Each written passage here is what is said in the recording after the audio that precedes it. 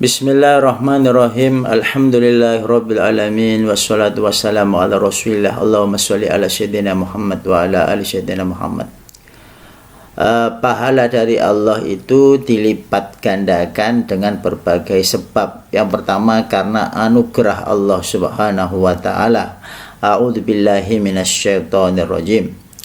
Man dzalladzi yuqridullaha qardan hasana fayudha'ifahu lahu ad'afan katsira wallahu yaqbidu wa yabsutu wa ilaihi turja'un. Karena anugerah Allah Subhanahu wa taala. Yang kedua, karena manfaat, lebih banyak manfaatnya. Seperti hadis Nabi, khairun nasi anfa'uhum linnas. Perbuatan al-khair al-muta'addi khairun minal khair al-qasir. Kebaikan yang berdampak, berefek pada yang lain itu lebih baik daripada ketika kebaikan hanya terbatas efeknya pada yang lain. Seperti dalam riwayat Ibnu Abbas, menjenguk orang sakit bagi Ibnu Abbas lebih disukai daripada itikaf puluhan hari di Masjid Nabawi. Itu karena manfaat.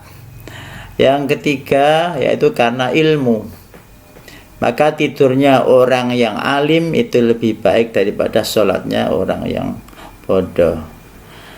Hewan yang untuk menangkap buruan seperti anjing diajari, dikasih ilmu, itu menjadikan tangkapannya halal dibanding dengan hewan buruan atau hewan yang memburu tidak dikasih ilmu, yaitu al-kalbu al-mu'allam halal buruannya, kalau ghairu mu'allam haram.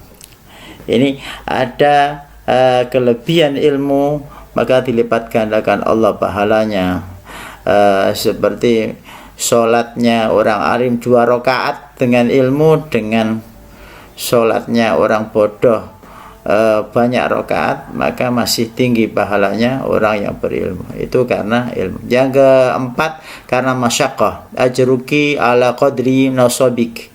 Jadi semakin banyak energi yang kita keluarkan, pikiran, fisik, hati semakin banyak, maka semakin besar pahalanya. Maka zikir lisan saja, dengan zikir hati saja, dengan zikir lisan dan hati beribadah. Kalau kita zikir Allahu Akbar, hati kita juga ikut, lebih besar pahalanya daripada hanya hati saja. Itu dari sisi masyaqqah.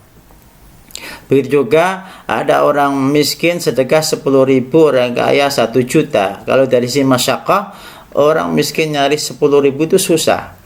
Itu dari sisi masyaqqah pahalanya besar. Kalau orang yang kaya tadi 1 juta, dari sisi manfaat lebih banyak pada orang-orang yang lain, itu lebih besar juga. Maka dari mana kita melihatnya? Kemudian yang kelima adalah karena tempat. Maka sholat di Masjidil Haram, di Masjid Nabawi dan Masjid Aqsa berbeda dengan sholat yang lainnya.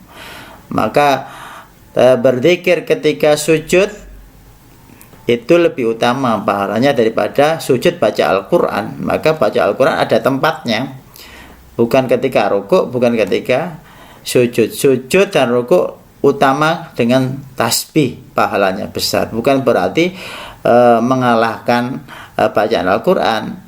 Artinya ada tempat yang meninggikan pahala tasbih itu ketika sujud, dan Al-Quran itu ditinggikan pahalanya ketika dibaca ketika saat sholat. Bisa 1 huruf bisa 100 kebaikan.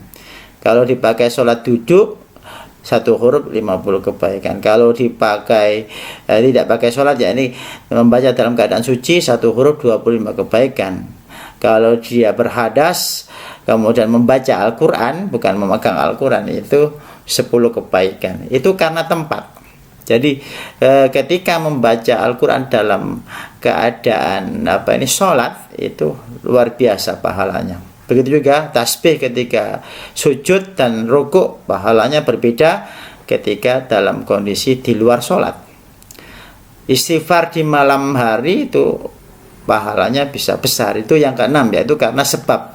sebab waktu. Jadi istighfar di malam hari itu pahalanya lebih besar, wabil ashari hum yastaghfirun, daripada istighfar di siang hari. Begitu juga istighfar habis sholat itu pahalanya sangat besar. Maka inilah sebab-sebab pahala dilipat gandakan. Yang pertama karena anugerah, kedua karena ilmu, ketiga karena masyaqqah, yang keempat karena manfaat, yang kelima karena tempat, yang keenam karena waktu.